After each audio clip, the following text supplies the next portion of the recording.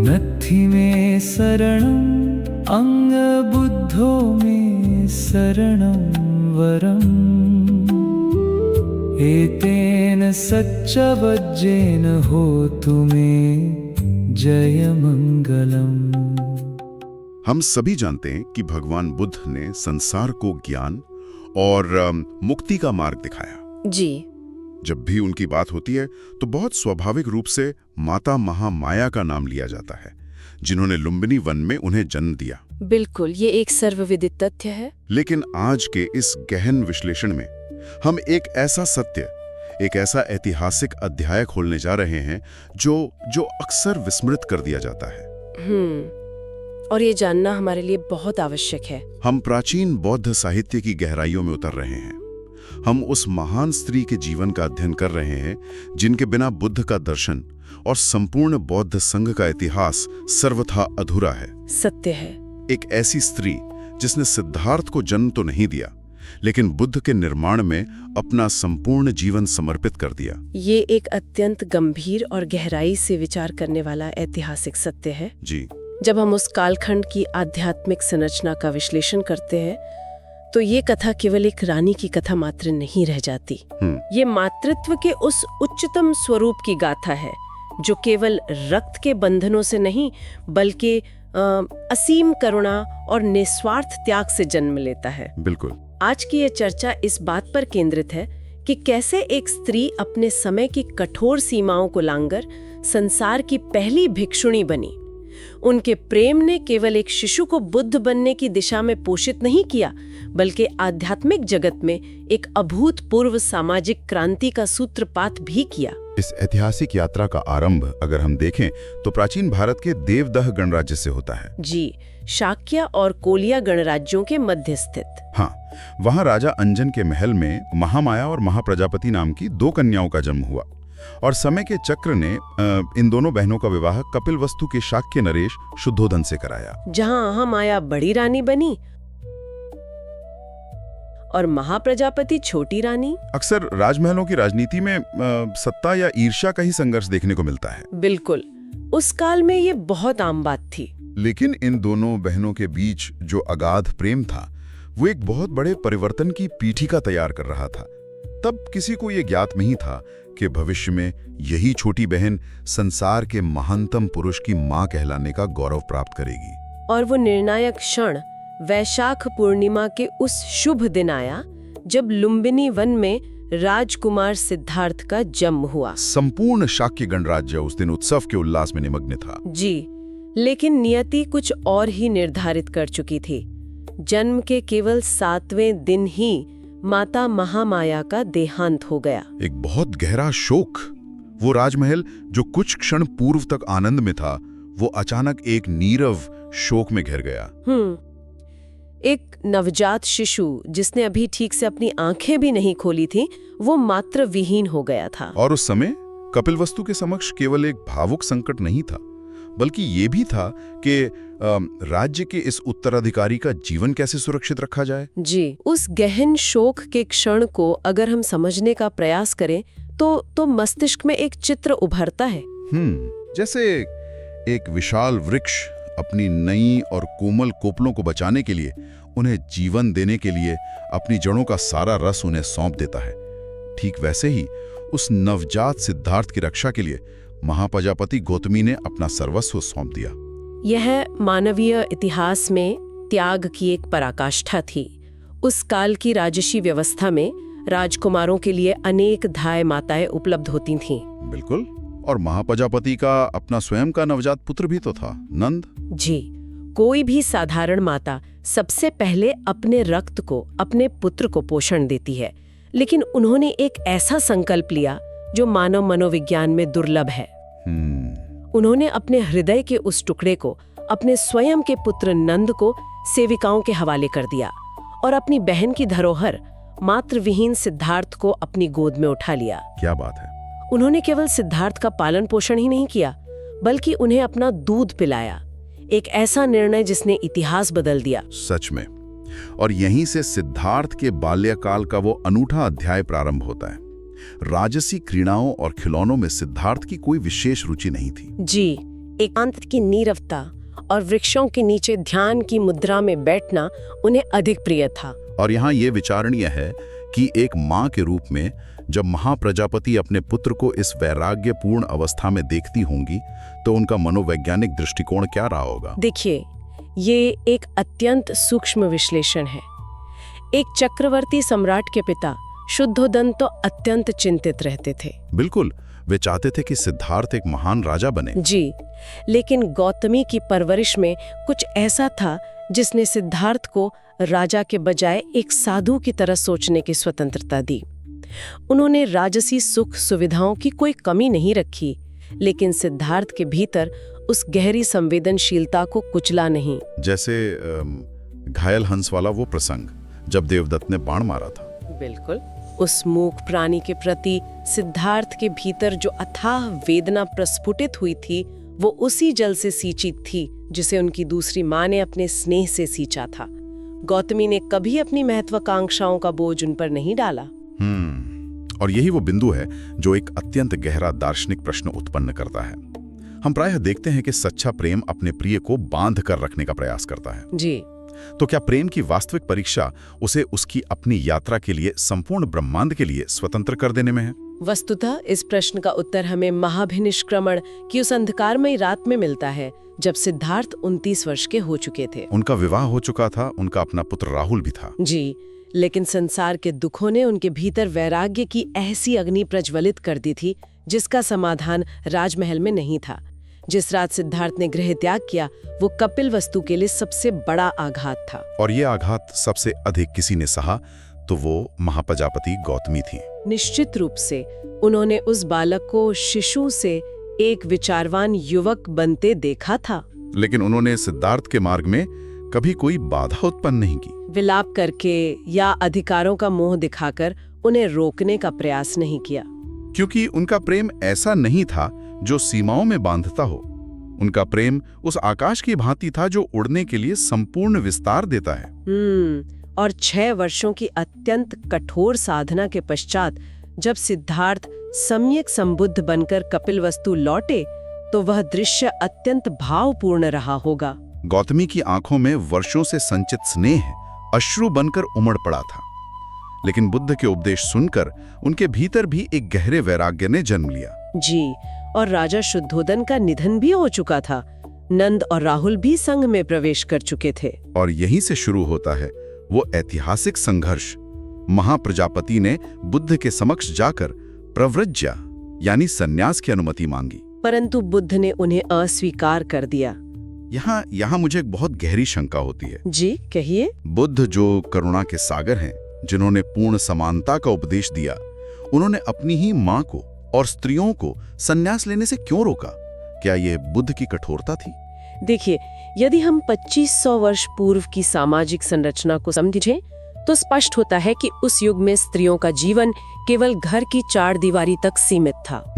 संन्यास, भिक्षाटन और वनों में रहना केवल पुरुषों का क्षेत्र माना जाता था। बुद्ध की आरंभिक अस्वीकृति स्त्री द्वेष नहीं थी, ये उस नवस्थापित संघ की सुरक्षा और समाज के उग्र विरोध की व्यावहारिक चिंता थी। मतलब वे संघ को खतरे में नहीं डालना चाहते थे। बिल्कुल। वस्तुतः बुद्ध यह देखना चाहते थे कि क्या स्त्रियों का आध्यात्मिक संकल्प उन सामाजिक बाधाओं को पार करने के लिए पर्याप्त दृढ़ है। और गौतमी ने यह सिद्ध कर दिया कि उनका संकल्प किसी भी लोह श्रृंखला से अधिक दृढ़ था। जी, उन्होंने जो किया वह उस युग के समाज की कल्पना से भी परे था। उन्होंने कपिल वस्तु की 500 शाक्य स्त्रियों को संगठित किया। इन सभी राजसी स्त्रियों ने अपने केश मुंडवा लिए, अपने बहुमूल्य आभूषण त्याग कर पीले चीवर धारण कर लिए और बिना किसी सुरक्षा के कपिल वस्तु से वैशाली तक नंगे पांव एक अत्यंत लंबी यात्रा पर निकल पड़ी।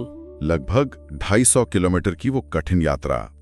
वे स्त्रियां जिन्होंने कभी मखमली गद्दों के बिना पैर नहीं रखा था, वे तपती धरती और कंकरीले रास्तों पर पैदल चल रही थीं।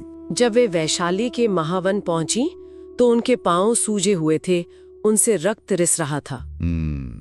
संपूर्ण शरीर धूल से सना हुआ था, लेकिन उनकी आंखों में जो आंसू थे उनमें कोई पछतावा नहीं था। बिल्कुल नहीं।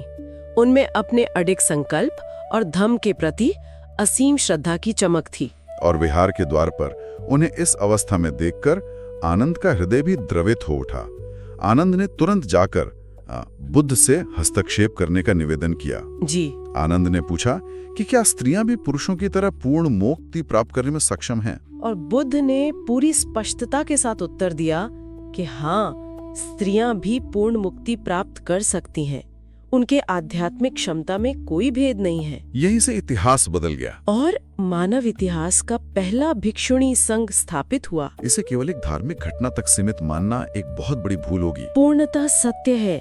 ये मानव इतिहास की सबसे बड़ी सामाजिक क्रांतियों में से एक थी। प्राचीन विश्व में पहली बार स्त्रियों को पूर्ण मुक्ति का संस्थागत अधिकार मिला। विपश्यना साधना के मार्ग पर चलने का अवसर प्राप्त हुआ। जी, इस एक घटना ने हजारों स्त्रियों के लिए वे द्वार खोल दिए जो सदियों से बंद थे। और इस पूरी क्रांति के केंद्र में एक ही स्त्री का अदम्य साहस था, महाप्रजापति गौतमी। और प्रवज्जा प्राप्त करने के पश्चात भी भिक्षुणी गौतमी का जीवन किसी एकांत साधिका तक सीमित नहीं रहा। बिल्कुल, उन्होंने उस नव स्थापित भिक्षुणी संघ का पूरा उत्तरदायित्व अपने कंधों पर लिया, अनुशासन स्थापित किया और शीघ्र ही अरहंत अवस्था प्राप्त कर ली। जो इस बात का प्रमाण था कि मुक्ति किसी लिंग की बपौती नहीं है। लेकिन इसी दौरान एक अत्यंत मार्मिक प्रसंग आता है। जी। एक बार गौतमी ने अत्यंत प्रेम और श्रद्धा से अपने हाथों से बुना हुआ एक विशेष चीवर, एक वस्त्र भगवान बुद्ध को अर्पित करना चाहा। यह एक माँ के हृदय का अत्यंत स्वाभाविक उद्गार था। वो बुद्ध को एक महान शास्ता के साथ साथ अपने उस पुत्र के रूप में भी देख रही थी जिसे उन्होंने अपनी गोद में पाला था। परंतु बुद्ध ने अपनी ही पालक माता के हाथों से बुना हुआ वो चीवर स्वीकार करने से मना कर दिया। उन्होंने कहा कि इसे संपूर्ण संघ को दान में दे दिया जाए। जिस माँ ने उन्हें अपना दूध पिलाया, उसका दिया हुआ एक वस्त्र भी ना स्वीकार करना, क्या ये एक बहुत ही कठोर आघात नहीं था? यह कठोरता प्रतीत अवश्य होती है, परंतु इसके पीछे प्रज्ञा और दूरदर्शिता का उच्चतम स्तर था। वो कैसे? बुद्ध ये स्पष्ट करना चाहते थे कि धम्म के मार्ग पर व्यक्ति का महत्व संघ से बड़ा नहीं हो सकता। बुद्ध अपनी माता के त्याग को एक साधारण स्नेह से उठाकर पारमार्थिक स्तर पर ले जाना चाहते थे। संघ को दिया गया दान सबसे बड़ा दान होता है। जी। साथ ही बुद्ध गौतमी के भीतर बचे हुए मातृत्व के उस अंतिम मोह को भी छिन्न भिन्न करना चाहते थे जो उन्हें एक पुत्र से बांध रहा था। यह बुद्ध के हृदय में अपनी माता के प्रति सम्मान का अभाव कदापि नहीं था। बिल्कुल नहीं। इसका प्रमाण हमें तब मिलता है जब गौतमी वृद्धावस्था में गंभीर रूप से अस्वस्थ हो गई थीं। उस समय बुद्ध स्वयं उनके पास गए और एक पुत्र की भांति उनकी देखभाल की। उन्होंने उस कृतज्ञता को कभी विस्मृत नहीं किया। और फिर वह समय भी आया जब प्रकृति के नियम के अनुसार इस महान यात्रा का समापन होना था। महाप्रजापति गौतमी की आयु उस समय 120 वर्ष हो चुकी थी। जी।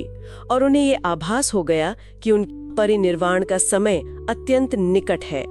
वे अंतिम बार भगवान बुद्ध को प्रणाम करने के लिए उनके समक्ष उपस्थित हुईं। उस समय उनके मुख से जो अंतिम उद्गार निकले वे बहुत हृदयस्पर्शी हैं। उन्होंने बुद्ध से कहा, एहन सुगत ते माता त्वंच वीर पितामम। अर्थात, हे सुगत, मैं तुम्हारी दूध पाई माता हूँ, लेकिन तुम मुझे सुखद सद्धर्म में जन्म देने वाले मेरे पिता हो। इस एक पंक्ति में जीवन का पूरा दर्शन समाहित है।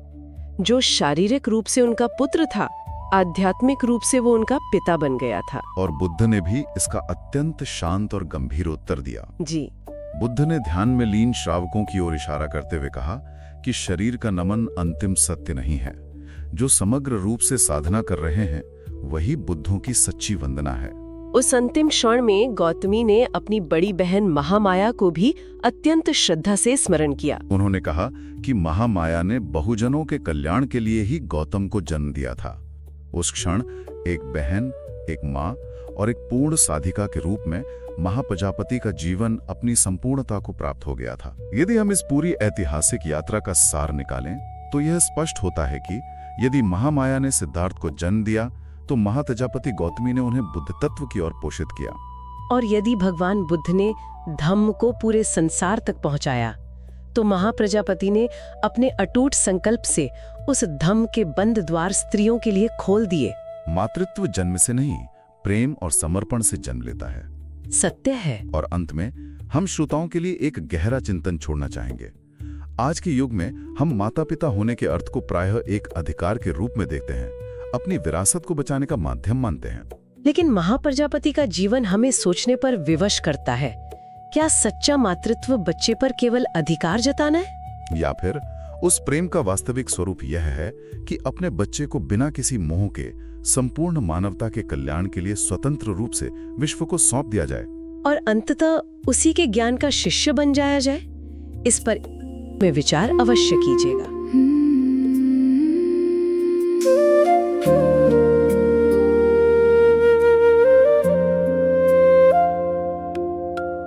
बुद्धवीर नमोऽत्यथु सब सत्तानमुत्तम यो मन दुःखापमोचेसि अन्यञ्च बहुकं जनम् सब दुःखं परिञ्जातं हेतु तण्हा विशोषिता भावितो अट्ठङ्गिको मको निरोधो भूषितो मया माता पुत्रो पिता भाता अय्यका च पुरे अहूँ यथा भुच्चामजानन्ति संसरिंहम् अनिबिसम् दिट्ठो हि मे सो भगवा अन्तिमोऽयं समुस्सयो विखिनो जाति संसारो नत्थिदानि पुनः भवो आरद्धवीर्ये पहितत्ते नित्यं दलः परकमे समग्रे सावके पस्ये एषा बुद्धानवन्दना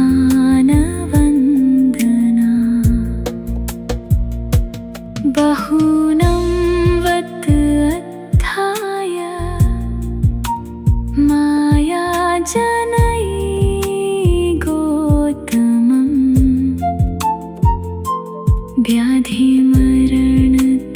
व्याधिमरणतुन्नानं दुःखखण्डं व्यपानुदीति भवतु